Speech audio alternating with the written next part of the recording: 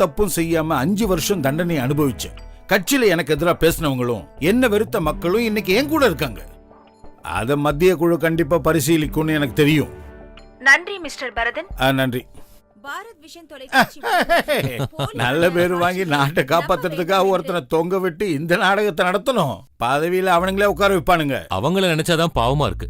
இந்நேரம் ஏதாவது பொந்துக்குள்ள போய் தவளை மாதிரி உட்கார்ந்து இருப்பாங்க. கேமராமேன் வேணுவுடன் ரேணுகா. ஐயோ, நீ நினைக்கிற மாதிரி எல்லாம் அவன் இல்ல. இதுக்கு பின்னாடி நாம தான் அவனுக்கு நல்லா தெரியும். புத்திசாலியா வேணும். அவன் அழிச்சிட்டு போன பேரை சம்பாதிச்சிட்டேன். அவங்க 2 பேரும் இனிமே என்ன சொன்னாலும் ஒரு குழந்தை கூட நம்பாது.